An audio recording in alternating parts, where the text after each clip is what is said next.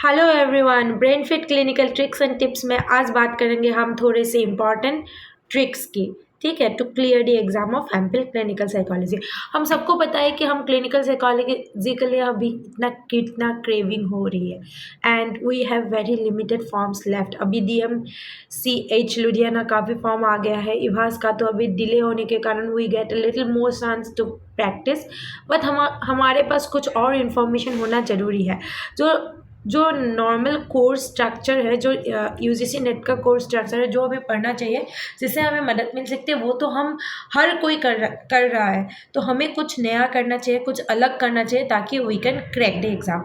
तो उसके लिए हमें फर्स्ट थिंग जो हमें बहुत इम्पोर्टेंट है, जो हमें मेमोराइज करना है या फिर हमें याद रखना है, वो है कॉन्सेप्ट्स। ठीक है, हर कॉन्सेप्ट को हमें अच्छे से याद रखना है क्योंकि सारे एग्ज़ाम में कॉन्सेप्ट से रिलेटेड ही क्वेश्चन आते हैं।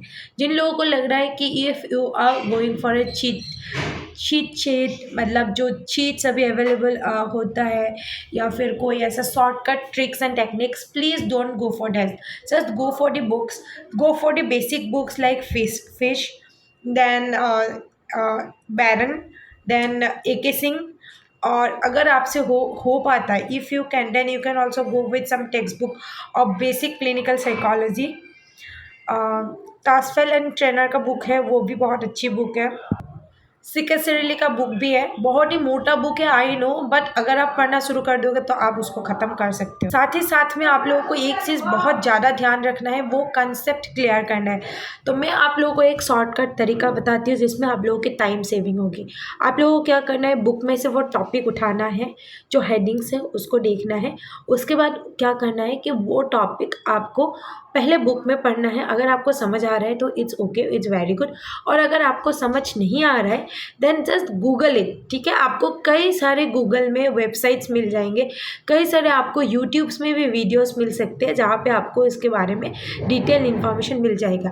Those who are taking a coaching और समथिंग, उनके लिए तो ऑलरेडी हेल्प होता ही है, but those who are not taking something, I won't suggest you कि go and pay money and take coaching और समथिंग।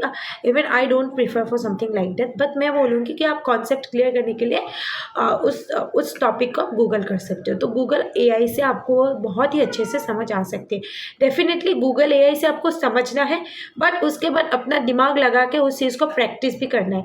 ऐसा नहीं है कि गूगल AI ने कुछ भी उल्टा सीधा बोल दिया है रिगार्डिंग मेंटल हेल्थ और समथिंग, गो एंड सुसाइड और समथिंग। अभी बहुत ही ज़्यादा ट्रेंडिंग में है। एक बच्चे ने, like he is around 18 years और something, so he was taking so called AI counselling, जिससे मेरे दिमाग बिल्कुल ख़राब हो गया whenever I listen to this concept AI counselling.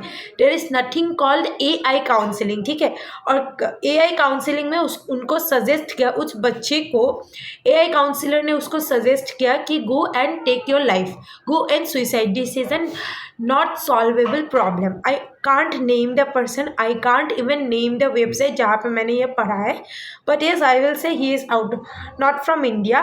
लेकिन ऐसे ऐसे सोल्यूशंस आपको आते हैं, इसलिए आपको बहुत ही ज़्यादा ध्यान रखना है कि जो आपको ह्यूमन आपको सिखाते हैं वो आपको AI कभी नहीं कर सकता। Yes, but from the point of view of exam आप important question, important topics Google के साथ डिस्कस करके उसको थोड़ा ज़्यादा इन डेप्थ अंडरस्टैंडिंग कर सकते हैं। ठीक है, अगर मैंने जो बताया है उसमें आप लोग क्लियर हो then it's well and good. और अगर कोई भी डाउट है या फिर मेरे लिए कोई सजेशन है, I am very against AI counselling, very against AI giving suggestions to youngsters about mental health. Do let me know in comment and I think it's high time we should talk about it. अगर आप लोग agree करते तो we will have a group discussion or if possible a panel discussion within the internet, and we'll get to a very good solution. Thank you everyone, thank you being with clinical tricks and tips. Goodbye. Hope to see you with another new video and some new tricks.